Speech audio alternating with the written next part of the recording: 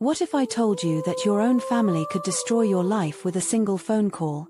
And that when they did, you'd discover a secret so dark it would make you question everything you'd ever believed about the people who raised you?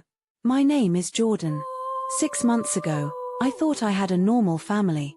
A sister who annoyed me sometimes. Parents who loved us both equally. I was wrong about everything. This story starts with sirens. Police cars in my driveway at 6 a.m. Red and blue lights flashing through my bedroom window. My door exploding open as officers rushed in with guns drawn. Hands where we can see them. I bolted upright in bed, confused and terrified. 3 officers surrounding me. One pointing a weapon at my chest. What's happening? I stammered. Jordan Mitchell, you're under arrest for possession of controlled substances with intent to distribute. My heart stopped. Drugs. I'd never touched anything stronger than aspirin in my life. There's been a mistake. I don't do drugs. The lead officer held up an evidence bag. White powder. Pills. Drug paraphernalia I'd never seen before. We found these in your dresser drawer. Someone called in an anonymous tip. Anonymous tip. My blood went cold as understanding dawned. I looked past the officers to my doorway. My sister Emma stood there watching. Our parents flanked her on both sides. All 3 of them staring at me with expressions I couldn't read. Mom! I called out desperately. Dad! Tell them this is crazy. Tell them I don't do drugs. My mother looked away. My father studied his shoes. Emma stepped forward. Officer, I hate to say this about my own brother, but what? The officer prompted. I've been worried about Jordan for months. Strange smells coming from his room. People coming by the house at weird hours. Money disappearing from our parents' wallets. Every word was a lie. But Emma delivered them with perfect sincerity.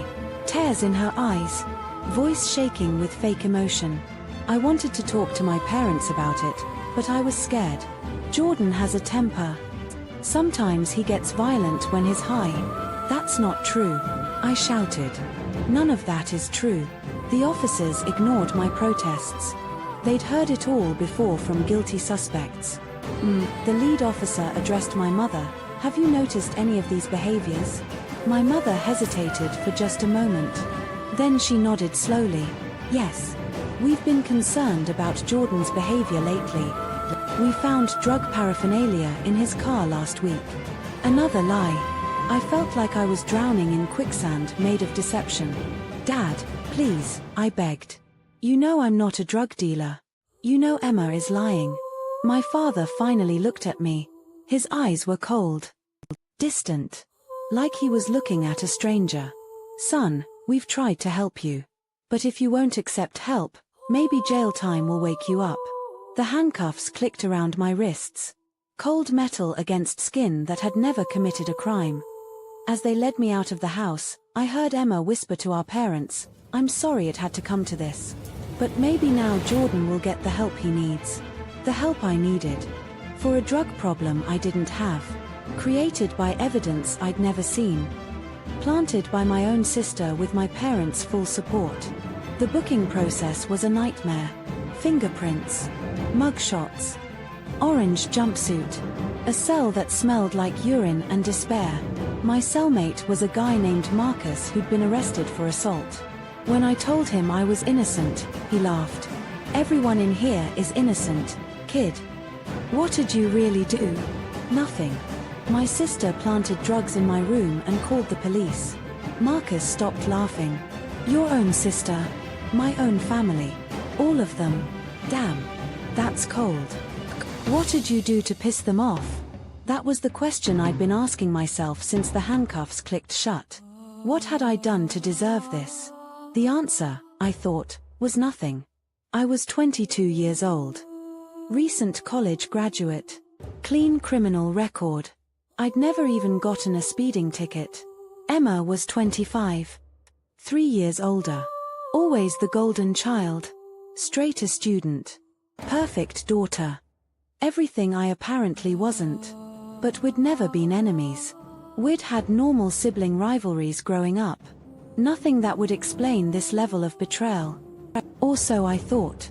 My arraignment was set for Monday morning. I spent the weekend in jail, trying to figure out what was happening to my life. That's when my court-appointed lawyer visited me. Public defender named Sarah Kim. Mid-30s, overworked, probably handling 50 cases at once. Mr. Mitchell, I've reviewed your case file. The evidence against you is substantial. The evidence was planted. So you've said.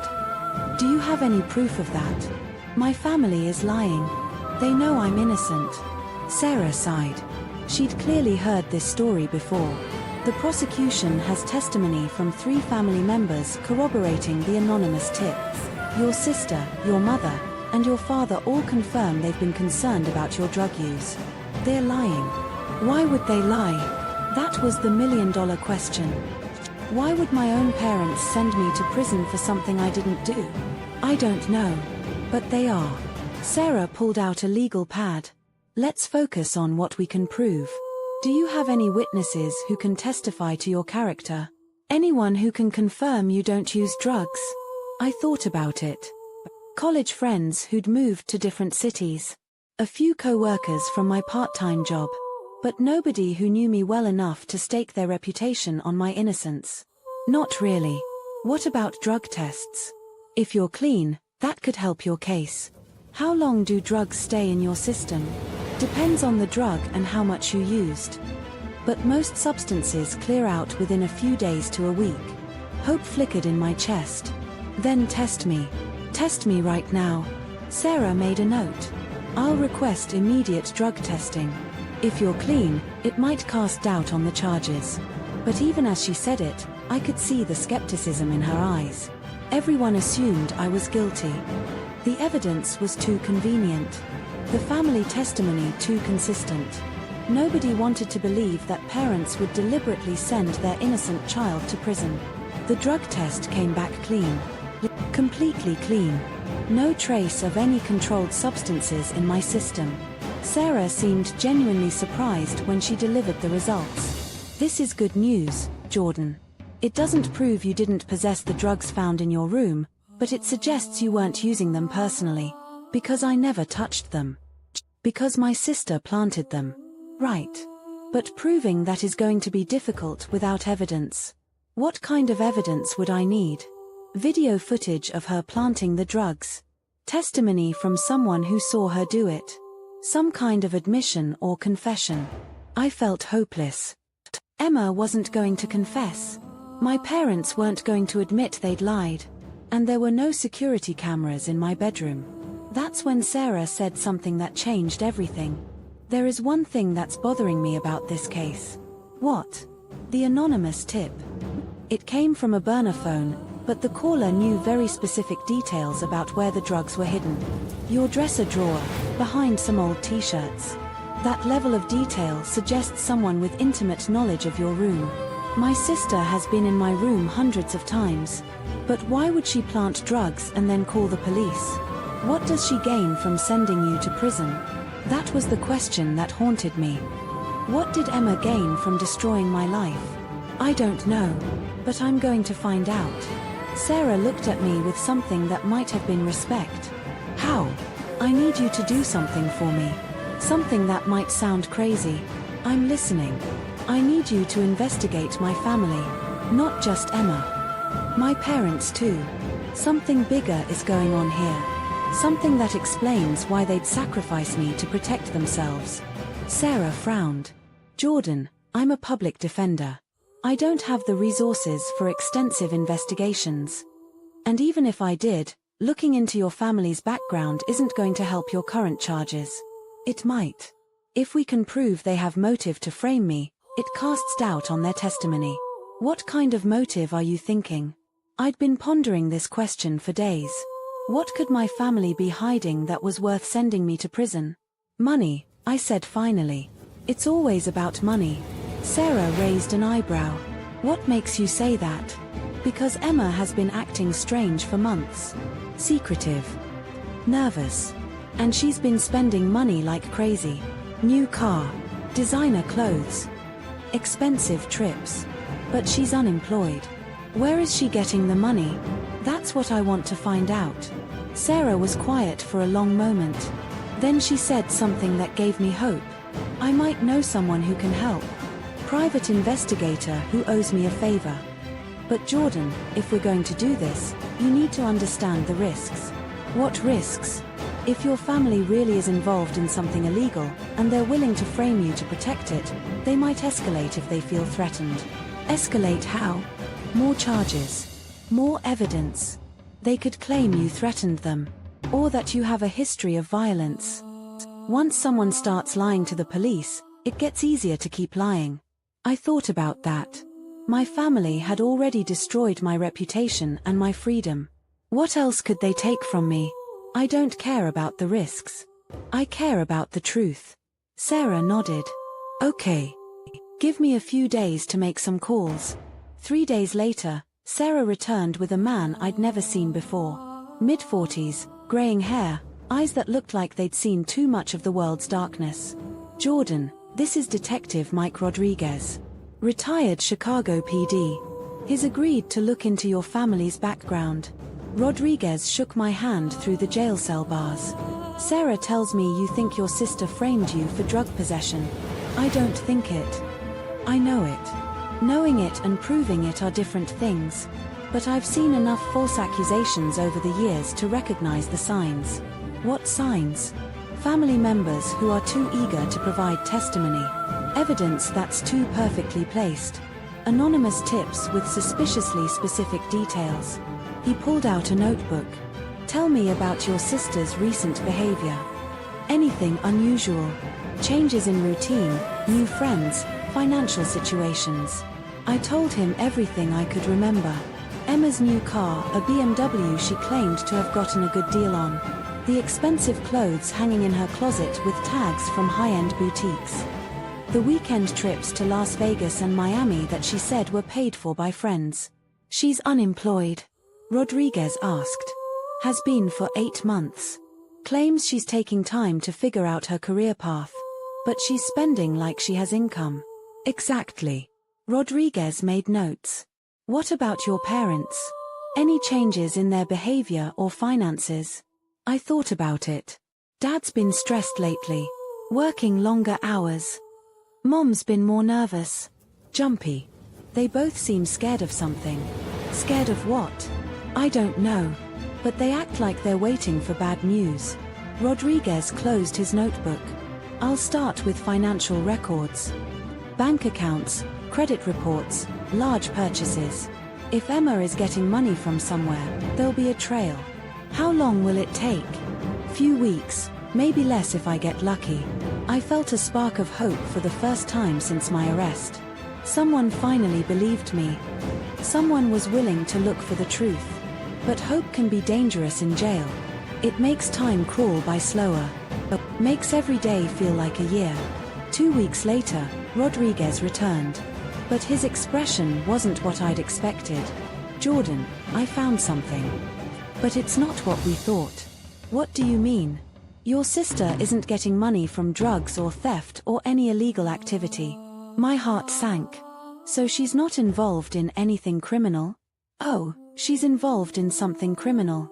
Just not what we expected. Rodriguez pulled out a thick folder. Emma has been receiving payments from someone. Large payments.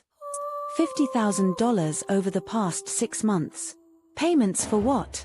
That's where it gets interesting. The money is coming from a shell company. Fake business set up to hide the real source of funds. Who's behind the shell company? Rodriguez paused. Your father. The words hit me like a physical blow. My father was paying Emma. But for what? I don't understand. Neither did I at first. So I dug deeper. Your father's been embezzling money from his company for 2 years. Small amounts at first. Then larger sums.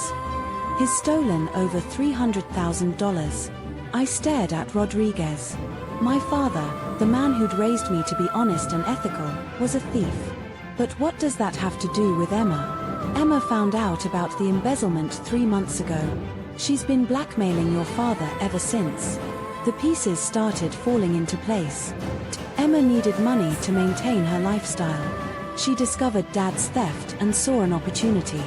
So Dad's been paying her to keep quiet. Exactly. 50,000 so far, with demands for more. But why frame me? Why involve me at all? Rodriguez's expression darkened. Because your father's company is conducting an internal audit next month. The missing money is going to be discovered. When it is, your father needed someone else to blame. Understanding hit me like lightning. He's going to claim I stole the money. That's my theory. Father discovers son is drug dealer. Son needs money to support habit. Son steals from father's company to buy drugs. It's a perfect cover story. And Emma gets to keep the blackmail money while I take the blame for both crimes. Unless we can prove what really happened. I felt sick. My own family had conspired to destroy me.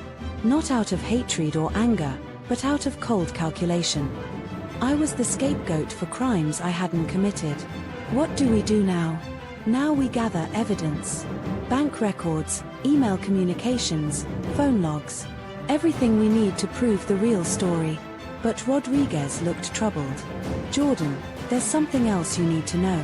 What? The internal audit at your father's company? It's not next month. It's next week. My blood went cold. What does that mean? It means we're running out of time. Once that audit discovers the missing money, your father is going to need his cover story. He's going to claim you confessed to stealing from the company to buy drugs. Can he do that? Can he just lie to investigators? He's already lied to police about the drugs. Why wouldn't he lie about the embezzlement? I felt trapped. Cornered like an animal with nowhere to run. How do we stop him? We expose the truth before he can spin it. I need a few more days to gather solid evidence.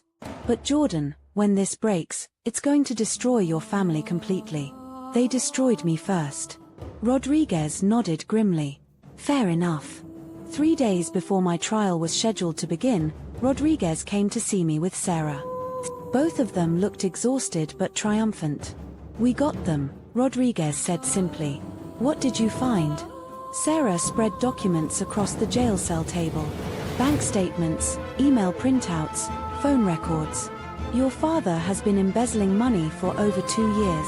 We have documentation of every transaction. Money transferred from company accounts to personal accounts to a shell company to your sister. And Emma. Email records showing her blackmail demands. Text messages threatening to expose your father if he didn't pay. We have everything. I stared at the evidence. Months of lies and betrayal laid out in black and white. What happens now? Now, Sarah said, we're going to court. And your family is going to face the truth. The courtroom was packed for my trial. Emma sat in the front row with our parents. All of them dressed conservatively, playing the role of concerned family members seeking justice. They had no idea what was coming. The prosecutor began with opening statements. Painted me as a drug dealer who'd betrayed his family's trust. Used their testimony to build a case of guilt and disappointment. The defendant's own sister will testify that she was forced to turn him in. His own parents will confirm their worst fears about their son's criminal behavior. I watched Emma nod along with every accusation. Watched my parents' fake expressions of sorrow and shame. Then it was Sarah's turn. Ladies and gentlemen of the jury, this case isn't about drug possession. It's about 3 family members who conspired to frame an innocent man to cover up their own crimes. The prosecutor objected. Sarah continued. The evidence will show that the defendant's sister planted drugs in his room, that his father has been embezzling money from his employer, and that both crimes were covered up by framing the one honest member of their family.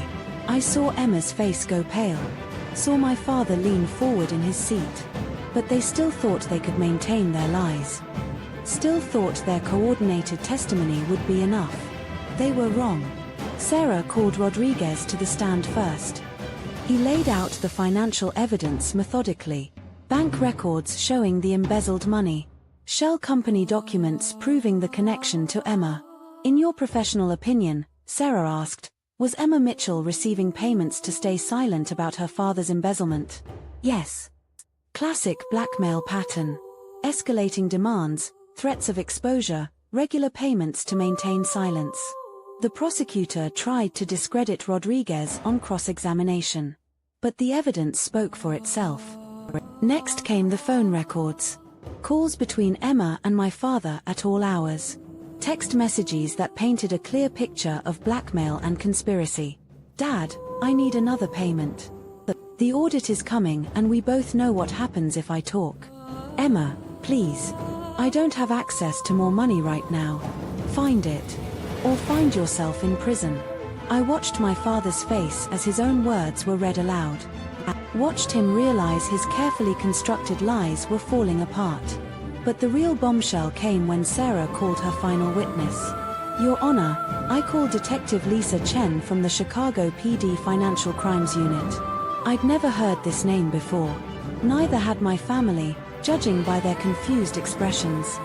Detective Chen took the stand and was sworn in. "Detective Chen, are you familiar with Turner Construction Company?" "Yes. We've been investigating suspected embezzlement at that company for the past month." My father's face went white. "His company?" They'd been investigating his company. "What did your investigation discover?" "That James Mitchell, the defendant's father, has stolen approximately $350,000 over 2 years. Gasps rippled through the courtroom. Emma looked like she might vomit. "Detective Chen, were you aware that Mr. Mitchell's son had been arrested for drug possession?" "Yes. And we found that very interesting timing." "How so?" "Our investigation was scheduled to become public this week. Mr. Mitchell needed a distraction.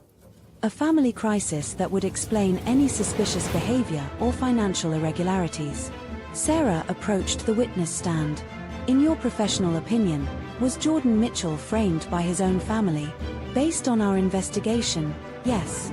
The drug charges appear to be fabricated to provide cover for embezzlement charges that were about to surface."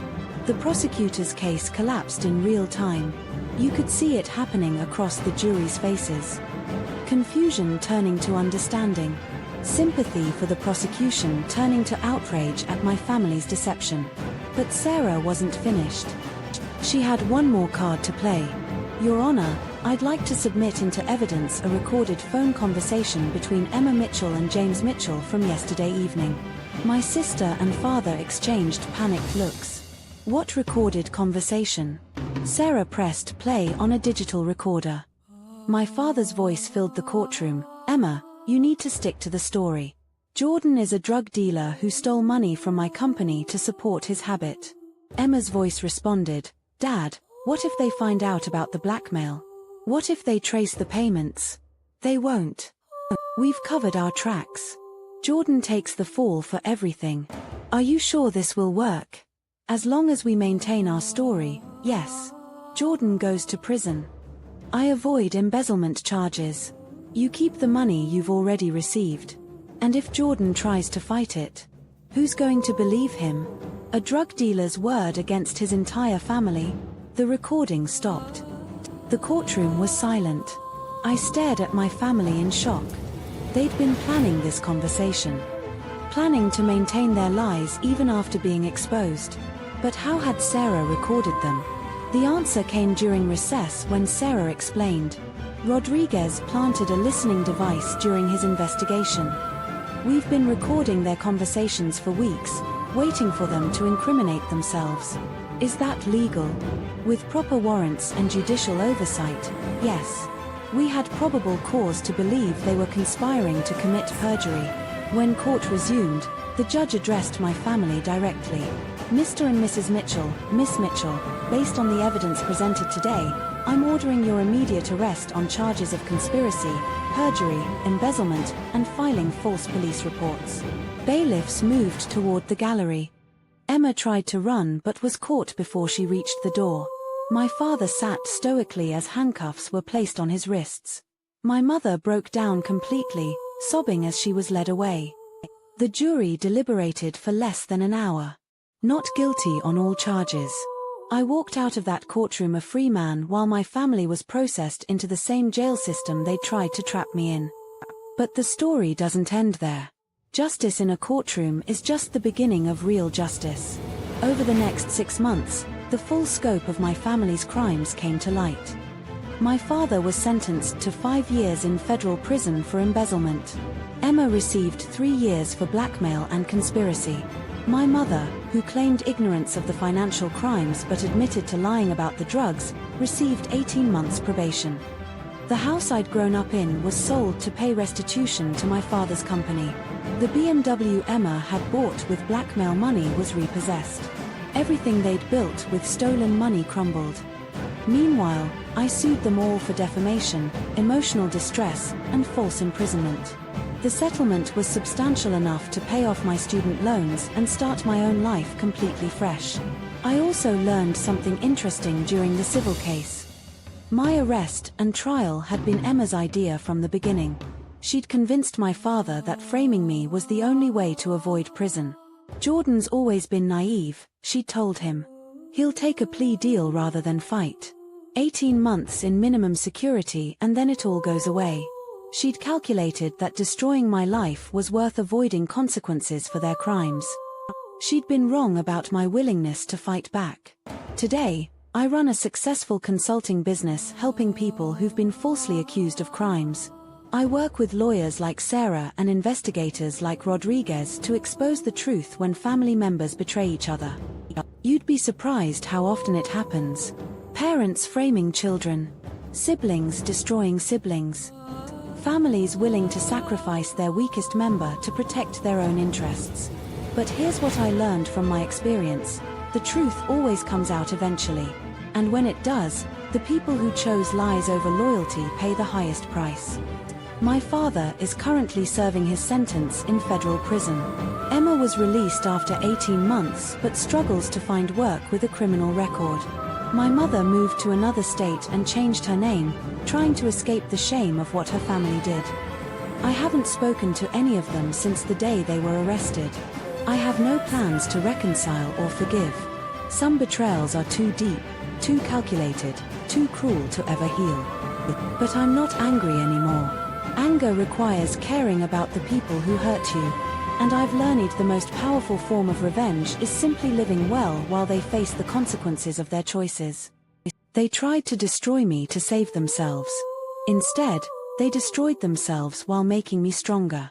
That's real justice. Not what happens in a courtroom, but what happens when people who choose evil get exactly what they deserve. And every morning when I wake up in my own home, running my own business, living my own honest life, I remember that the best revenge isn't getting even.